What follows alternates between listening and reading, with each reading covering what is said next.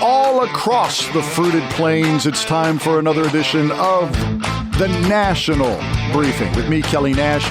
And I hate today's subject matter. Right off the bat, I don't like it because it's Jasmine Crockett. I've worked very hard to keep this show as Jasmine Crockett free as possible, but America, I think we have a Jasmine Crockett problem. And I don't want anyone lashing out at Jasmine Crockett in any way. Not verbally, certainly not physically. I just want to point out that her words are doing extreme damage to this country right now. And I understand Trump was laughing at her yesterday in the Oval Office, calling her a low IQ individual, suggesting she needs to pass an aptitude test because she doesn't understand what Congress does and those types of things. But and the reporters were all laughing along too, it sounded like, which I was rather shocked at. But anyway, Jasmine Crockett is becoming a bigger and bigger problem. And the first thing I'd like to do is point you to the Jasmine Crockett YouTube page. Jasmine Crockett posted this video on her YouTube page 11 days ago. She entitled it, "ICE is modern-day slave patrols and Trump wants more." That's incendiary. That's going to get some people rubbed the wrong way, just the title of it. But what did she actually say in the video? This was her being interviewed on MSNBC. When I see ICE, I see slave patrols. Now, I never lived through the slave patrol period, but if you know the history of policing in this country, then you understand that they were born out of slave patrols. And now with the Supreme Court saying this, it's almost like you can just go grab them up. That is what they're saying. And that is a problem. We all should have a problem with that. She is so arrogant in her ignorance. It is it might be unmatched. The level of arrogance in her own ignorance. When she makes the statement that if you know anything about the history of this country, you know that the police departments were launched or founded as slave patrols. She likes to point out that the unmelanated folks who came from Europe, who still make up the majority of this country, that the founders, they all came from England and Scotland and Ireland and Italy, and they had police departments literally for hundreds of years before the launching of the United States. They understood law and order. They understood that if you wanted a civilized nation, you needed a police department. Were some police departments eventually used as a form of a slave patrol? Yes. Sadly, yes. But that certainly has nothing to do with the reason they were launched.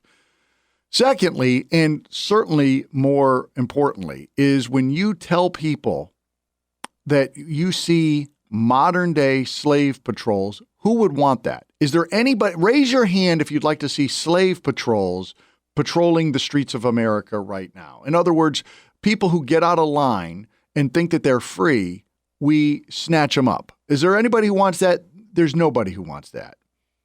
But more importantly, there are people in this country who feel like they have to do the right thing and defend freedom. Look, I hate to say it, but a lot of these people who are attacking ICE, in their twisted, warped mind, they believe they are patriots, that they are doing the right thing. I would have to think that that's what this idiot did here. What was his name? He was 29 years old. Joshua, is it pronounced John? Jahn? He wrote all this anti-ICE stuff on his bullets, and he left a note. Yes, it was just me. And I want all the ICE employees to know that they're collecting dirty paychecks. This guy thought that he was helping minorities in this country, people who were aspiring to come to he thought he was helping them. And he went out in a blaze of glory. And all he ended up doing was killing a detainee and shooting two other detainees. So he was a moron, and it's sad that that's how his bizarre, twisted life ended. However, the ICE facility that he shot up, is it a coincidence, perhaps, that the one he targeted is in Jasmine Crockett's district? Now, you would think, oh my gosh, maybe I'm sending the wrong message. If they continue to shoot up and attack ICE agents, does she want ICE agents to be shot at? I'm trying to give her the benefit of the doubt. So yesterday, There's Jasmine Crockett in front of the facility that was just attacked. And she's asked about her rhetoric. And who does she blame? You know who she blames? She doesn't blame John, or whatever his last name was. She doesn't blame herself. She doesn't blame the press. She doesn't blame the Democrat leadership. She blames the press release that came out after the attack. She blames Kristi Noem's original comments after the attack. That's the problem. The fact that we have someone who was entrusted with the care of these migrants, regardless of their status, she was entrusted with their care. And the fact that she cannot acknowledge that while these people were entrusted to her care, they ended up dying. That is a problem. The first thing that should have come out of her mouth, the first thing that should have come out of anyone's mouth that was engaged with this investigation is who died. Who died? Why did they die? Jasmine? Not, I mean, perhaps Trump is right. She needs an aptitude test. What should we be saying when we say something that would get people motivated to kill ICE agents, and then they kill ICE agents in my district? Should the first thing out of my mouth be, I'm blaming the press release that came out after the murders? That's the Jasmine Crockett game plan. Now, she's not alone in her delusions. Senator Chris Murphy from my home state of Connecticut was also on MSNBC yesterday, and he was being talked to about the rise in political violence, specifically what's happening with ICE. Did you know that since June 21st, today's what, September 26th, so just over, 3 months now? We've had 13 weeks. In 13 weeks, we've had over 20 people arrested for attacking ICE agents. Like legit attacks, like throwing bricks at them, setting vehicles on fire, shooting them. Over 20 people in 13 weeks have been arrested for that. And then we got, obviously, this dead moron as well.